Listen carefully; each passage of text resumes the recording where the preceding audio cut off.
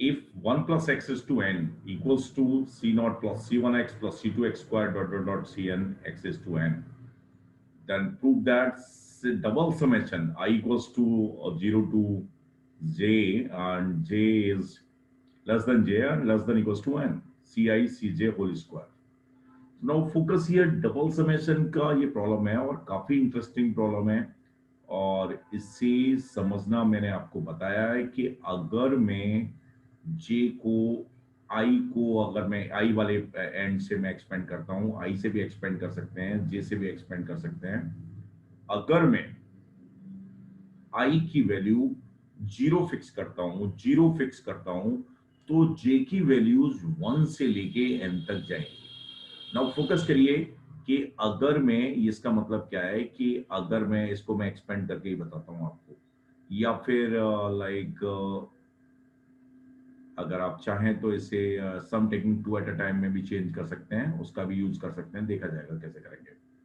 Now focus here कि अगर मैं इसकी आई की वैल्यू जीरो फिक्स करता हूं, जीरो, तो जे की वैल्यू 1 से लेके एन तक जाएगी। तो इसका मतलब ये है कि C nought C one whole square, सही है, सी नॉट, मैंने आई की वैल्यू से अप्रोच कर रहा हूं, है क्या है ये, C two whole square plus dot dot dot एक और टर्म लिखता हूं, इंटरेस्टिंग है, C nought C three whole square, और एंड में क्या आएगा, C nought C n whole square, C nought C n whole square.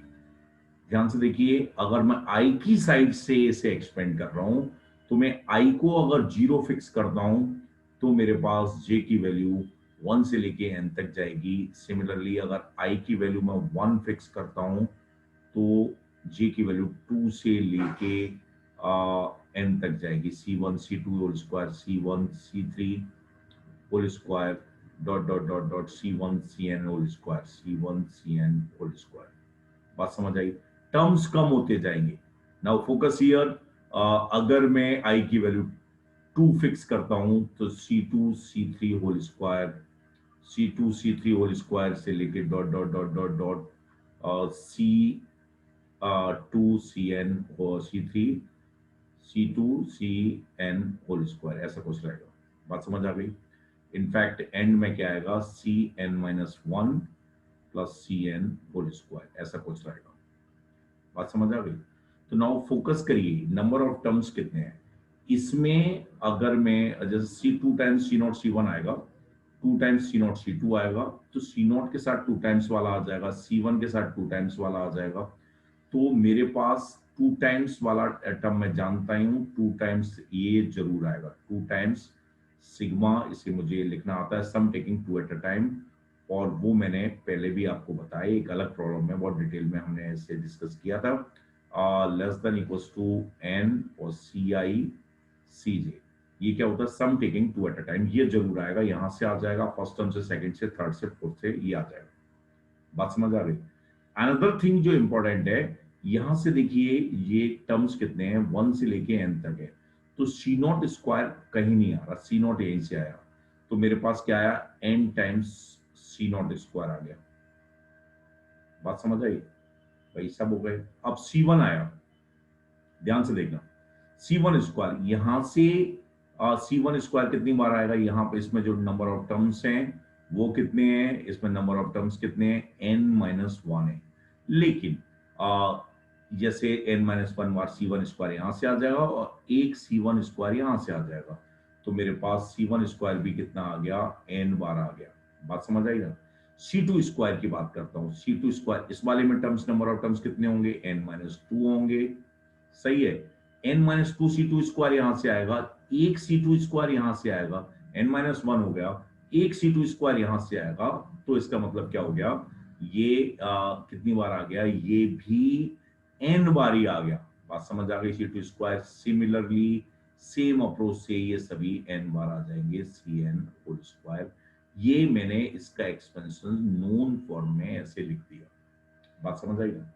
Now ये sum taking two at a time है, इसको लिखने के लिए a plus b plus c का होल स्क्वायर कितना होता है, शॉर्ट पे मैं बता रहा हूं, वैसे इसका रिजल्ट मालूम होना चाहिए। A plus b plus c का होल स्क्वायर कितना होता है, a plus b plus c का होल स्क्वायर होता है a square plus b square plus c square plus 2 times a b b c c a, sum taking 2 at a time. तो sum taking 2 at a time, ये मेरे पास n times sigma C i square आ गया, i equals to 0 to n आ गया। इसको मैं क्या लिख सकता हूं, ध्यान से समझना, सी आई, सिग्मा सी आई का whole square minus sigma C i square.